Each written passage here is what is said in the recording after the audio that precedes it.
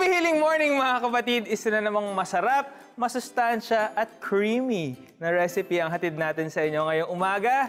Dahil ang healing sangkap natin, walang iba kundi ang asparagus. Ito siya oh. Taran! At ang prescription ko naman sa inyo ngayong araw ay tatawagin ko creamy spaghetti o creamy asparagus spaghetti. Napakadali lang nito. Ito yung mga ingredients natin. Meron tayong dalawang klase ng gatas, fresh milk at evaporated milk. Siyempre, yung ating asparagus, bawang, parmesan cheese, margarine, pepper, seaweed salt, flour, at yung ating spaghetti pasta. At yung yellow para sa pag-blanch natin mamaya. Okay, so simulan na natin. Napakadali lang nito mga kapatid. So, buksan muna natin to. Again, away from you, para hindi pumunta sa inyo yung usok. Okay, so iba-blanch nyo muna yung ating asparagus. So, ang asparagus natin, ito siya, no? Habang hindi pa siya nabablanch. Tayong-tayo. Okay, ayan. So, iba-blanch mo lang sa ating simmering water na naka-quiet boil. Asparagus, okay ito para sa bisita natin mamaya kasi mayaman to sa folic acid. Mayaman din sa potassium, fiber, at B vitamins, B6. In about a minute, hanguin na natin to, ating asparagus. Mafe-feel mo naman na naging tender na siya. Patayin na natin yung init and then isa-shock mo na siya sa cold water para mag-stop yung cooking process niya. Kasi pag hindi mo pa ginawa yan, ang mangyayari, yung natitirang init na na-absorb ng asparagus, yun pa yung luluto sa kanya. Baka malabog, no? Masyadong lumambot. So, I have here my margarine. Tutunawin lang natin siya sa ating non-stick pan. It's about 4 tablespoons of margarine.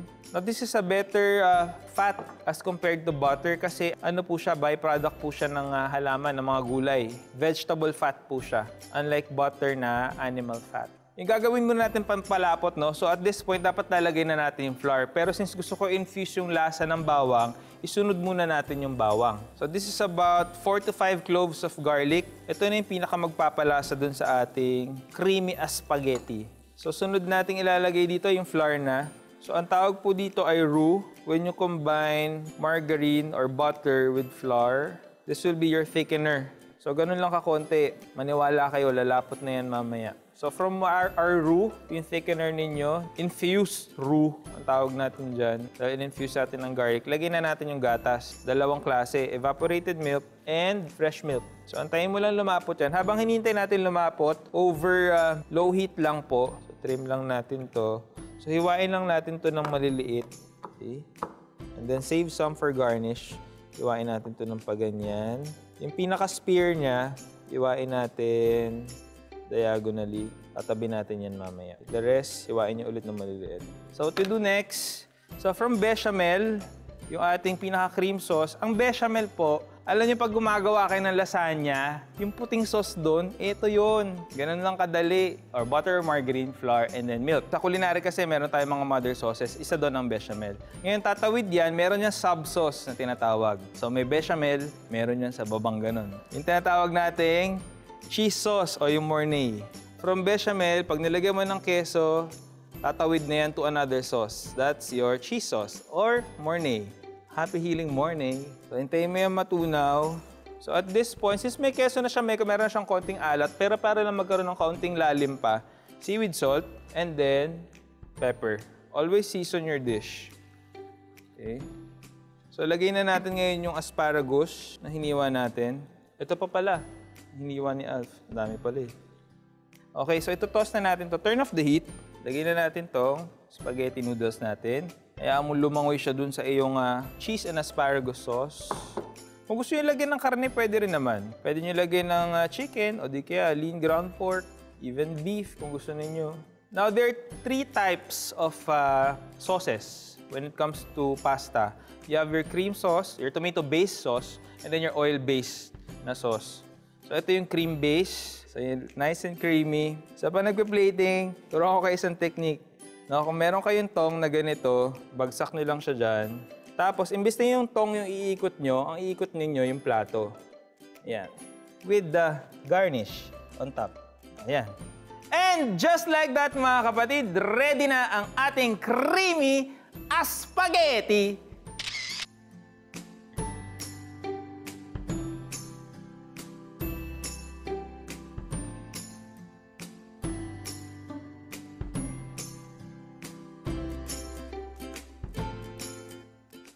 Eto na, Dok! Oh, kain Kanina na! ko pa hinihintay yan. Let's eat! Sosyal ang ating breakfast. But of course! So, Dok, Ang pamagat nito ay... ito ang tinatawag kong creamy spaghetti. Yan, hindi spaghetti, kundi aspaghetti dahil sa Aspaghetti. asparagus. Yes. Very rich in folic acid. Tama, Dok. Yung asparagus. Tsaka B vitamins. Tapos calcium pa. Dahil dito sa, ang tawag dito, keso. Keso at gatas. Parmesan. Yes, parmesan. At ang hindi lang masarap, Dok, ang maganda dyan, mura pa. Kasi 35 pesos lang. Isipin mo. Tsaka ito, Dok, isipin mo, kaysa kumain ka sa fast food na 50 pesos yung isang serving, ito 35 pesos lang. Ang maganda dito, mura na, tapos siksik pa sa sustansya. Mura pa. Mura pa, tsaka madali pang gawin. Tapos kung gusto niyo gumawa na sarili ninyong version, itag niyo po kami sa Instagram, sa Wellness Chef HG, at i-follow niyo na rin po kami dyan. At speaking of follow, i-follow niyo rin kami sa Facebook, Healing Galing Official. At syempre po, para po sa iba't ibang produkto ng Healing Galing, tulad ng ginamit ko dito na seaweed salt, punta po kayo sa www.healinggaling.ph. Ayan. At dahil dyan, Doc, mukhang tinatawag na tayo ni Suzy. Oras na para sa Suzy Mail. Okay. Rich Saan in galing iron yung pa. napili mo? Walang nakasulat eh. Your avid viewer, nakalagay.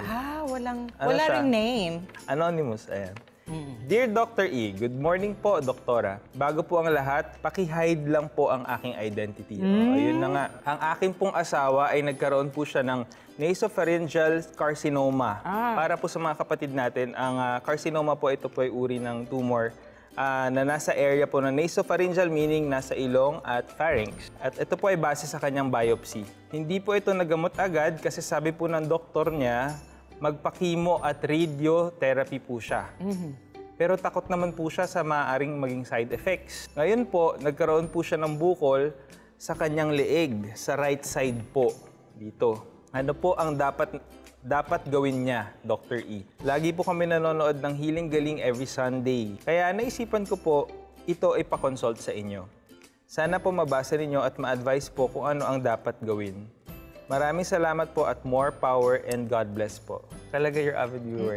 Pero ayaw niyang magpabanggit ng pangalan. Ito pong kondisyon na ito na tinutukoy ng ating kapatid ay nasusolusyonan the Healing Galing way, lalo na pagkulang ang budget, kailangan lang po matyaga tayo sa naturopathy, the Healing Galing way, no? Nasal steaming procedure, kapatid, ang pwedeng gawin ng iyong asawa para sa kanyang nasopharyngeal carcinoma. Pero kailangan ay holistic ang approach, no? Kailangan hindi na madagdagan ng anumang acidity at highly fermented food ang kanyang diet, no?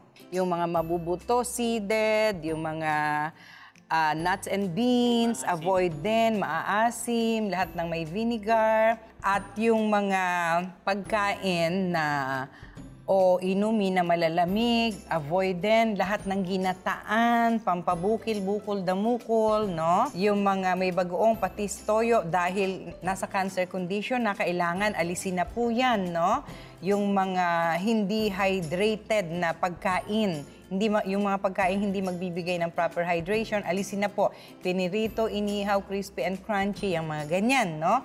At sa halip ay hydrating alkaline diet ang dapat po na ipapakain sa pasyente. Puro masabaw, mayaman sa madahon na gulay, pero hindi yung mabubutong gulay, walang maaasim na prutas, yung mga ganon, at ang pag-inom ng 1 hanggang 2 basong tubig, oras-oras, para pawis ng pawis ang pasyente, wiwi ng wiwi, naiitapon ang acidity sa katawan, no? At yung alkaline hydrating diet na yon ay tuloy-tuloy na ikukonsume ng pasyente. At dahil carcinoma na ito, kapatid, kailangan natin ang ating anti-cancer, all-around anti-cancer na herbal supplement ng Healing Galing, ang serpentina. Pwede ang tabletas nito o ang dahon, no? Basta't pag cancer condition na po, lalo na stage 3, stage 4, 10 tabletas na po ng serpentina ang ating pinapainom tuwing matatapos kumain ang pasyente 3 times a day. At ito po ay gagawing regular, no? Huwag nyo ititigil para kung nasa stage 3 na cancer condition, kasabay ng holistic approach, bababa ito sa stage 3 hanggang stage 2 hanggang before you know it, nasa benign condition na po. Kaya may foods to avoid, may foods to take, at ang serpentina. Yung nasal steaming procedure naman, pwedeng gawin kahit oras-oras kung nagmamadaling gumaling or 3 to 4 times a day, kapatid, no? Ang gagawin lamang ay bibili ng embudo na sadyang para dito sa purpose na ito. Huwag yung panluto tapos gagawin mo na namang embudo sa paggagamutan. Huwag pong ganon.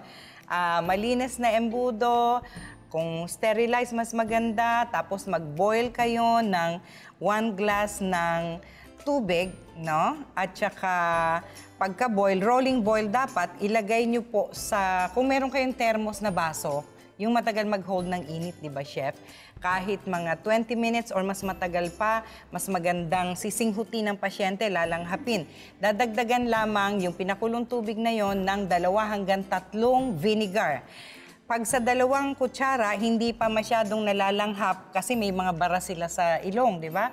Pag hindi pa nalalanghap yung singaw ng vinegar bilang antibiotic doon sa mixture, dagdagan ng 1 pang tablespoon. Tapos takpan ng embudo, yun ang purpose ng embudo. Tapos doon sa buntot ng embudo, doon naman itatapat ang ilong habang nakapikit na nilalanghap yung steam, no? Pag naramdaman na po, pumapasok na yung steam sa ilong at saka magsa-start maghaplos ng hiling-galing oil, parang nagpapatangos lamang ng ilong. Kasama pa yun dito sa may kilay dito, no? Pababa sa ilong, pataas ulit. Habang ang pagsinghot po, similar ito dun sa nasal steaming procedure para sa sinusitis condition. Pero sa sinusitis condition po, pwedeng mababaw lang ang paglanghap. Como ang bukol sa nasopharyngeal carcinoma, nandun sa mas loob pa, kailangan po, pag nag-sniff, pagka lumanghap, no? Mas matindi para, tapos lululunin, parang nilulunok po yung steam. Ganito po yun. Tapos nilululon. Gayahin niyo po si Chef, no? Habang nagne-nasal steaming, naghilot ng hilot, singhot o langhap, no? Pagkatapos, ganyan po yun. Tapos, parang nilululun mo yung steam para pumasok po doon. Yun po ang magpapalambot doon sa bukol doon, no? Habang tinutulungan ng magandang circulation dahil sa paghaplos ng hiling-galing oil. 20 minutes minimum, mas matagal, mas maganda habang may steam pa, no? At kailangan ding uminom para makasiguro po tayo na mabilis ma-expel yung bukol na yon, yung ating herbal calcutab. Yun ang expert sa mga bukil, bukol, damukol, no? Ipainom mo na ang ating megadose, kapatid, sa asawa mo, no? Ng herbal calcutab. 10 tablets after meals, 3 times a day. Hanggang sa may mapansin ka na isang araw humatching ka o sinipon ka na lumabas ang maraming mucus. Pagkatapos, kung may dugo, kung may anuman, huwag kang matatakot. Yun ang purpose. Lalabas, dapat lumalabas ang mga bukil, bukol, damukol. Yan ay parang mga mucus na lalabas. Pwedeng may dugo, pwedeng wala. At huwag matakot, no? Kasi mapapansin mo na ang magiging reaksyon ng pasyente ay